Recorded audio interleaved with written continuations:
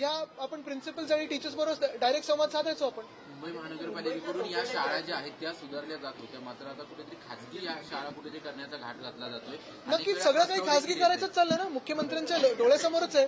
जमिनी आपण पाहतो 16 एकर मुंबईची फुकटात मुख्यमंत्री स्वतः भाजपच्या आमदाराला देतात.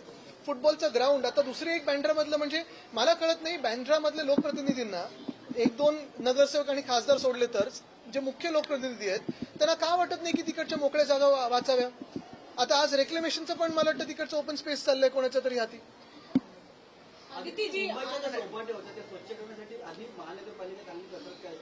त्याच्यावर काल पण मी आणि परवा पण डिटेल उत्तर दिलेलं आहे.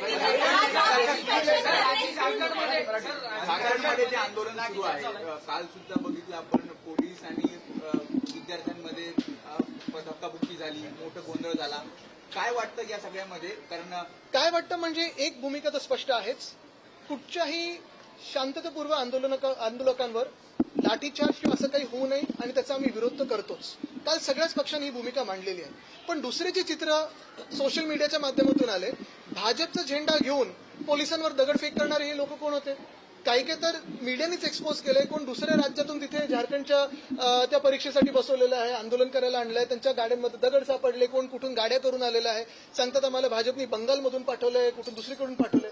हे तर दिसतंय ना चित्र. तर दगडफेक कोणी केली त्यांना तर पकडलंच पाहिजे. पण दुसरी गोष्ट म्हणजे लाठीचार्जचा आम्ही विरोध करतोच.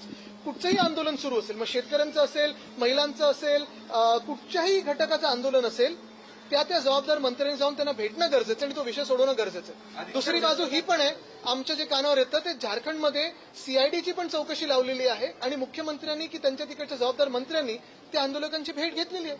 गृहमंत्री असतील, पंतप्रधान असतील, अजूनही संसदेत गेलेले नाही. जंतर मंतरचे आंदोलन झाले त्याबाबत अजूनही सविस्तर उत्तर त्यांनी संसदेत दिलं. चंदा चोरीवर असेल किंवा ह्या आंदोलनावर असेल, कुठे उत्तर द्यायला तयार नाहीत. प्रधानमंत्री किंवा गृहमंत्री सगळ्या ह्या संसद भवनात जातात पण हाऊसमध्ये जात नाहीत. पहिल्यांदा आम्ही ऐकलं असेल, जागतिक उदाहरण असेल की एवढी सत्ता, ताकद, ईडी, आयटी, सीबीआय हातात असताना, लोकांना छळत असताना तुम्ही एका बाजूला आत जाऊ नाही शकत. पण जंतर मंतरवरती याच्या आधी आपण पहिल्या शिवसेनेचे अनेक नेते गेले, आता तुम्ही झारखंडला काही जाण्याचं प्लॅन वगैरे? अरे पण मला तुम्ही सांगा, जर आम्ही तुम्हाला सांगतोय की जर त्या आंदोलकांवर जिथे जिथे लाठीचार्ज झाला असेल त्याचा विरोध असेल.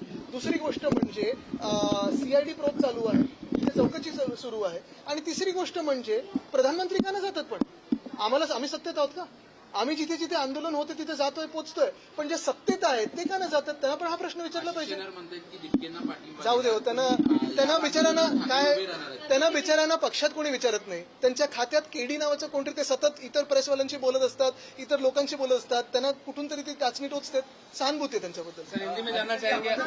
दोन नगरसेवक जर सुनील असेल आणि त्यासोबतच राजीव पाटील असेल, शिंदे गटाच्या संपर्कात असल्याचं आणि त्यांच्यासोबत जवळीक जास्त वाढत असल्याचं. तुम्ही फोन टॅप केलेत का?